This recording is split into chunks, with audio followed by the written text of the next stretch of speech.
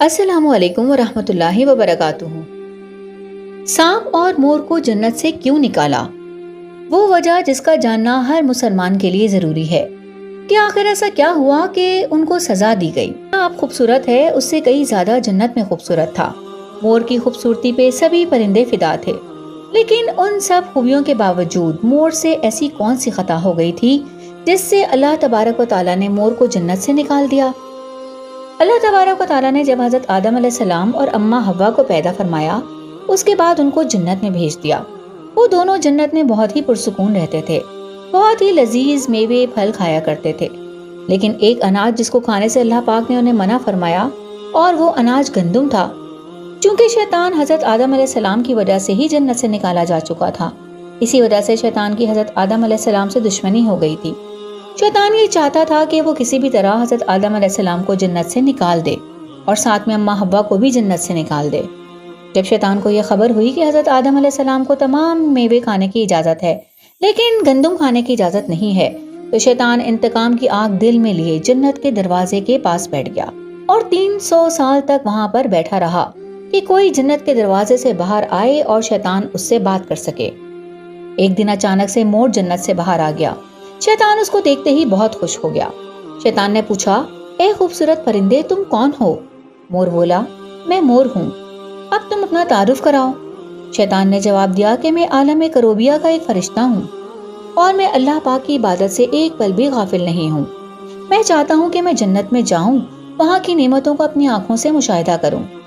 شیطان مور سے کہنے لگا کہ تم مجھے جنت کے اندر لے جاؤ، میں تمہیں 3 ایسی باتیں بتاؤں گا جس سے تمہیں ابدی زندگی حاصل ہو جائے گی، تمہیں بڑھاپا اور بیماری نہیں آئے گی، تم ہمیشہ جنت میں ہی رہو گے۔ شیطان کی یہ باتیں سن کر لالچ میں آ کر مور نے کہا کہ مجھ میں تو اتنی طاقت نہیں ہے کہ میں تمہیں جنت کے اندر لے جاؤں، لیکن ایک سانپ میرا دوست ہے، وہ شاید تمہاری مدد کر سکے۔ یہ کہہ کر مور سانپ کے پاس آیا، اس کو ساری بات بتائی۔ سانپ بھی شیطان کی باتوں سے بہت خوش ہو گیا، پھر شیطان کو اپنے منہ میں چھپا کے جنت میں داخل ہو گیا اور یوں شیطان اپنی چال میں کامیاب ہو گیا۔ جنت کے تمام نگہبانوں کو یہ معلوم تھا کہ شیطان یہ چال چل رہا ہے اور جنت میں داخل ہو چکا ہے۔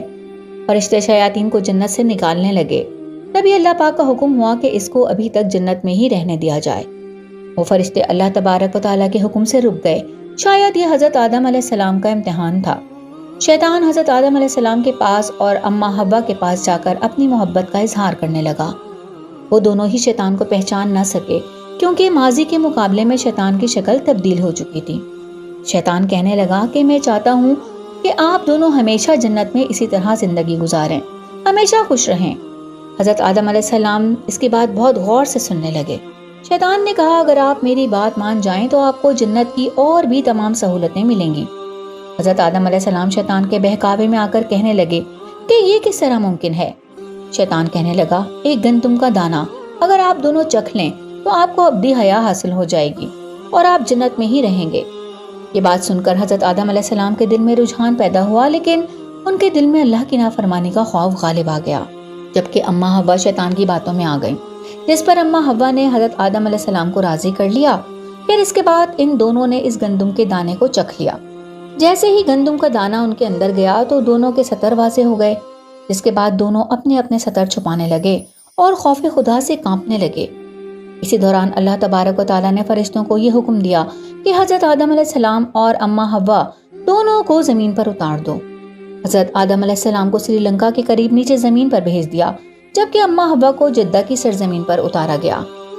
جن خوبصورت پیروں سے چل کر مور شیطان کو جنت کے اندر لے کر آیا تھا، وہی خوبصورت پاؤں اللہ پاک نے مور سے لے لیے۔ سانپ جو اپنے منہ میں شیطان کو چھپا کر لایا تھا، اس کے منہ کی خوبصورت خوشبو کو چھین کر اس میں زہر ڈال دیا گیا۔ پھر مور کے ساتھ ساتھ سانپ کو بھی جنت سے نکال دیا گیا۔